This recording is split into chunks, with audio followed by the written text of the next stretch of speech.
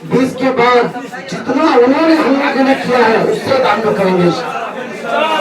हमको लड़ना है, उसी बात के ताल्लुक से आज बैठक थी और आज कांग्रेस के कई कद्दावर नेता भी अपनी पार्टी को छोड़कर हमारे साथ शामिल हुए हैं।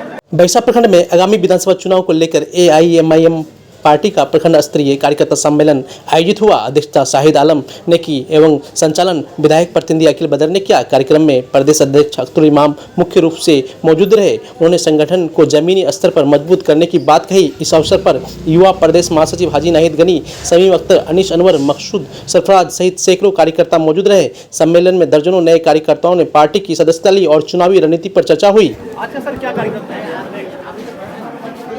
MIM के तमाम तर शहदाइयों का, MIM के संगठन से जुड़े हुए सभी साथियों की आज बैठक थी।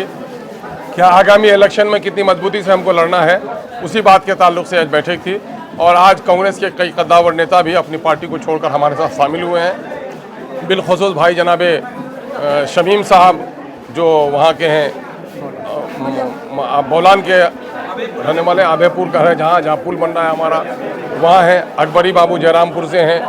यहाँ से रोहटा से भाई हाजी नज़ीर साहब हैं, भाई जुनैद साहब हैं, जो लोग कांग्रेस के पुराने लीडर थे। उन्होंने आज MIM की सदस्यता ग्रहण की है और साथ ही लोगों ने आज़्म किया है कि हम पूरी तवानाई के साथ अगले असेंबली की तैयारी करेंगे।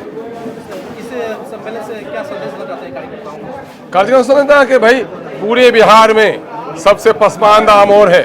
अमोर की तरक्की के लिए अख्तर इमाम खून बहाने को तैयार है और अमोर बैसा में गुज़िश्ता 4-5 वर्षों में जो तरक्याती काम हुए हैं वो आप सबके सामने में है। 14 बरस तक लटकते हुए पुल जो लटक रहे थे, नहीं बन सके थे, उस पुल की तामीर का काम हो रहा है।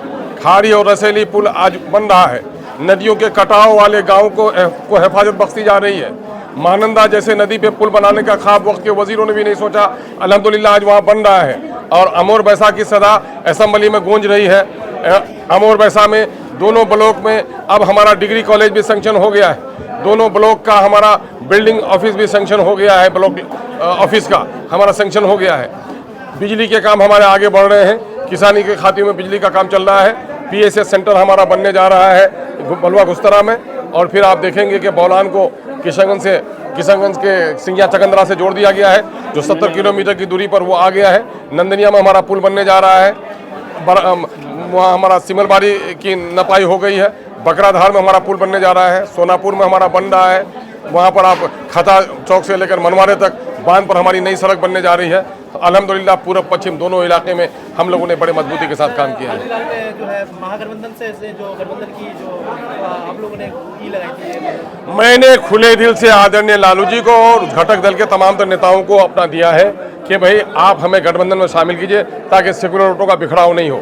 हमने अपनी जिम्मेदारी अदा कर दी, अब जिम्मेदारी उनको अदा कर दी। अगर वो महागठबंधन में सर नहीं लेते हैं MIM को, तो MIM कितना सीटों पर चुनाव? अगर महागठबंधन हमको नहीं लेता है तो हमको अलग से इलेक्शन लड़ने के लिए गोया महागठबंधन मजबूर करेगा।